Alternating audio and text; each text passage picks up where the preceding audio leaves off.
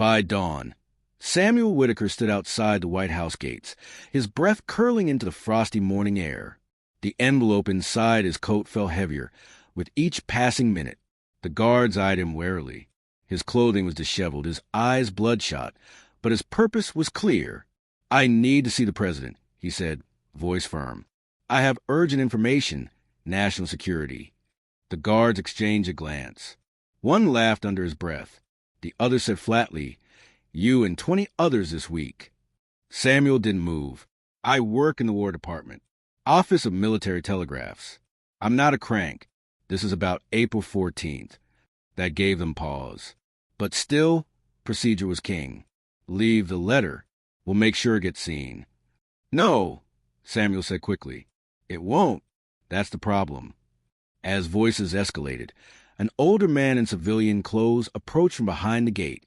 He whispered something to one of the guards, who frowned, then nodded. The gate creaked open just enough. "You have 10 minutes," the man said. "Follow me." Samuel's pulse thudded. This was his chance. But 10 minutes wasn't much time to rewrite history. The room was smaller than Samuel expected. Modest. A fireplace crackled quietly. Abraham Lincoln sat in a simple chair, draped in a shawl, eyes rimmed with fatigue, but sharp with thought. Papers lay scattered on the table. A portrait of George Washington hung solemnly behind him. Samuel entered, tried to stand tall, but every part of him shook. Lincoln looked up. "You've come a long way, son. What is it that won't wait?" Samuel stepped forward, offering the sealed envelope. "Sir, my friend Elias Finch tried to send this days ago. He vanished before he could." Lincoln accepted it without flinching. He broke the seal, pulled the pages free, and read silently. A long silence followed. Then Lincoln exhaled. "You realize," he said quietly, "this is treason if it's false and prophecy if it's true." "It's true," Samuel said. "I found the proof myself." Lincoln nodded once, slowly. "And the name Booth?" Samuel nodded back. The president stood and crossed the room, placing the letter on his desk. "Thank you. Your courage may have changed something, or perhaps not, but you've done your duty. Rest a night."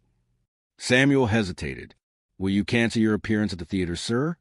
Lincoln looked into the fire. "History doesn't bend easily, Mr. Whitaker, but I'll consider it." It wasn't a yes, but it wasn't a no. Samuel left with hope flickering inside him. That same evening, in the cellar beneath the Capitol, the watcher received word. The boy reached him. The messenger said. The president read the letter. For a moment, the watcher said nothing. Then calmly, "It was bound to happen, but the machinery is already in motion. We only adapt." The man in the bowler hat stepped forward. "Do we move on the boy?" "No," the watcher said. "It's too late. The truth is seeded. But if the president cancels forwards, we lose our moment." He turned to the fireplace and tossed a log in. Sparks rose, like fireflies burning out. "Booth won't wait," he said. "Neither should we. Let's accelerate the timeline." Outside, the streets of Washington stirred with the noise of victory. The war was nearly over. People were beginning to breathe again. But below, where light didn't reach, other plans thrived. John Wilkes Booth adjusted his collar as he stared into the mirror of his dressing room at Ford's Theater. His face was calm, but his eyes were storms. Around him, actors rehearsed for Our American Cousin, unaware of the history rehearsing in secret. He glanced at a pocket watch, engraved with strange initials. It wasn't his. He had been approached weeks ago, not by Southerners, not even by Loyalists, but by men in black coats and polished words, who claimed to want peace through finality. Booth didn't care for their cause, but they gave him tools, resources, and most importantly, purpose. He opened a drawer, revealing a small pistol, loaded and gleaming. He practiced drawing it twice. Smooth, fast. He was ready. Above the stage, hidden rafters creaked. Below, a trapdoor sealed. Booth smiled to himself. Whatever happened tonight, he would be remembered. The president sat in his private study, holding Elias's letter again. He had read it 5 times. Each pass revealed new horror, plots from within. Booth confirmed, a specific time, a specific place. April 14th, Ford's Theater. 8 o'clock. Mary entered quietly, placing a hand on his shoulder. The boys are asleep. Will you rest? I may, Lincoln said. But first I must decide whether to attend Ford's. Her face tensed. That letter, it frightens me. Lincoln folded it and slipped it into his coat. I've lived under threats since Springfield, but this one feels near, like the last page of a long book. He turned toward her, eyes soft. If I don't go and nothing happens, I'll be called coward. If I do, well, history will judge either way. She clutched his hand. History doesn't matter if you're gone. He kissed her forehead. Then he said nothing more. Back in his boarding room, Samuel Whitaker sat alone, staring at the empty floor where Elias's box had once rested. He should have done more. He should have gone to more people, made noise, shouted louder. One letter wasn't enough. Not in a city built on silence. He hadn't slept. He couldn't.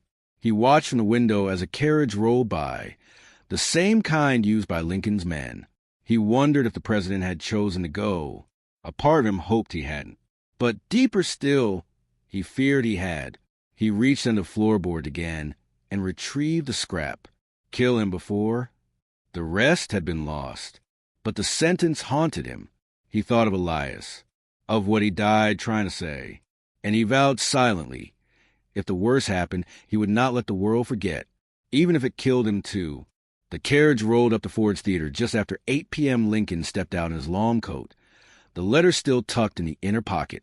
Crowds greeted him cheerfully. Soldiers flanked him.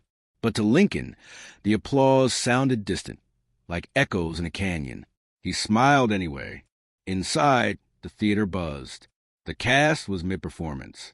Booth, already in costume, paced behind the curtain. Lincoln moved to the presidential box with Mary and 2 guests. The door closed behind them. Booth's footsteps were silent. A hidden key turned in a lock, and the play continued.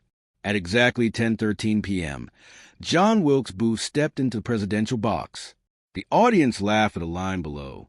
Laughter at the final moment of peace. Booth raised a pistol. But just as his finger curled, Lincoln turned unnaturally, as if aware. The two locked eyes, and something happened. Booth hesitated, just long enough. A soldier at the hallway door, hearing the creak, burst in. There was a scuffle, a flash, a shot, smoke, screams, blood, but not Lincoln's. Booth collapsed with a bullet in his side. The pistol had discharged early in the struggle. The president was shaken, wounded by flying splinters, but alive. And the course of history shifted. By inches, doctors rushed in. The theater emptied. Mary wept openly as Lincoln was carried out. Samuel heard the news an hour later. He ran through the streets barefoot, heart pounding. Outside the theater, a crowd had gathered. Soldiers stood guard. Lincoln was stable. Samuel stood there, tears in his eyes, whispering. He lived. He didn't know exactly how, but deep inside, he believed it was the letter, Elias's letter, the letter no one was supposed to read. In the days that followed, the watcher vanished. No records, no trails. The greatcoat was found burning in an alley. The men who worked under him disappeared or were reassigned to posts far west. Samuel was questioned by military officials but released without charge. Lincoln invited him to a quiet breakfast a week later. "You saved my life," the president said, folding his hands. "No," Samuel replied. "Elias Finch did. I only carried the flame." Lincoln nodded. "That's often how history works. But I'll see to it that his name is not forgotten." He did, but only in his personal journal, sealed after his death. It would take another 100 years before anyone read the name Elias Finch again. And by then, the world had already turned its next page. In the months after the assassination attempt, Lincoln's survival became more than just news. It became legend. Some claimed he'd been warned in a dream. Others swore by divine intervention. But few, if any, spoke the name Elias Finch. That name remained locked in journals, whispers, and one young man's memory. Samuel had returned to his work at the telegraph office, but everything felt different now. His hand still typed messages, but his mind wandered. He had faced death, witnessed conspiracy, and held history in his pocket. The world moved on, as it always does, but Samuel couldn't. One rainy afternoon, a courier delivered a package to his desk. No return address. Inside was a notebook bound in brown leather, aged but intact. A folded note read simply, "You deserve to know the rest." The handwriting was familiar. It was Elias's. He opened the notebook and began to read. The pages weren't just notes. There were confessions, codes, sketches, and names. Elias had been documenting the secret network for months, possibly longer. What Samuel and the world had seen was only the surface. As he read, Samuel saw one name over and over, E13. It wasn't a code. It was a designation. A group one Elias had once belonged to. A secret committee operating from within the very veins of government. Monitoring, manipulating, protecting the Union at all costs. But not everyone in the group agreed with its methods. Elias, it seemed, had tried to expose him from the inside, and it had cost him everything. Samuel now had something more dangerous than a letter. He had context, and that he knew was what made stories stick. But context came with risk, very real risk. One night, Samuel noticed a man in the street watching his window. Another day, a telegraph message was deleted before his eyes by someone else's hand. And then there was a package, returned to him unopened, though it had never been sent. He was being followed. Still, he continued reading. He took notes in secret, storing them behind loose bricks in his room. He studied codes, memorized names, and mapped connections Elias had started. One name stood out again, Harlan Gray, a senator, a patriot, and according to Elias's writings, the one man who might expose E13 from the inside. But he had vanished from Washington months ago. No one seemed to know where he'd gone. Some claimed he resigned for health. Others whispered he was silenced. Samuel made it his mission to find him. He left Washington in late autumn. Traveling by train with only a trunk, Elias's notebook, and a forged press badge. He told no one where he was going, not even his mother. The first clue came from a letter Elias had copied, a message from Senator Gray to a woman named Annabelle Lee in Kentucky. Annabelle, it turned out, was once a codebreaker during the early years of the war, and she was still alive. Samuel arrived in a small Kentucky town, covered in fog and coal soot. It looked like the kind of place where people didn't ask questions, and didn't like it when you did. Annabelle was older now, white-haired and sharp-eyed. She invited him in without a word, placed tea on the table, and said only, "If Elias sent you, then the game is still going." Samuel nodded. He died for this. She handed him a folded slip of paper, the kind used in field cipher transmissions. He said if he didn't return, someone else would come, and you'd be young, stubborn, and carrying too many ghosts. Samuel almost laughed. She wasn't wrong. The paper contained coordinates. An abandoned mining town west of Knoxville. "He's there," she said, "or what's left of him." The road to the mining town was a brutal journey. Snow had begun to fall early that year, and the hills were steep. The town, once full of miners in life, was now a hollow ruin. Half-burned buildings, collapsed cabins, and a church steeple barely standing. But deep in the woods behind the town, Samuel found a shack. Inside was a man, unshaven, gaunt, eyes wary like a fox who'd learned to expect a trap. It was Senator Harlan Gray. He didn't speak for a long while, but when he did, his voice was firm. "You know about E13? Samuel nodded. "I thought I'd buried that part myself. I think we all thought we could bury things.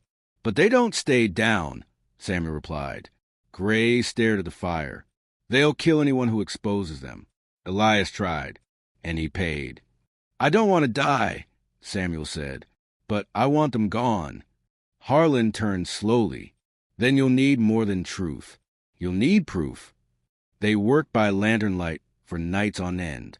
Gray still had old documents, orders, signatures, evidence that men in the highest places had funded E13's creation. Their mission had been noble at first, ensure the Union's survival. But over time, secrecy bred power, and power fed on itself. They justified everything. Gray said. Wiretaps, blackmail, even sabotage. I couldn't live with it. Samuel cataloged everything, copied what he could. Then they built a plan, expose him piece by piece through trusted newspapers.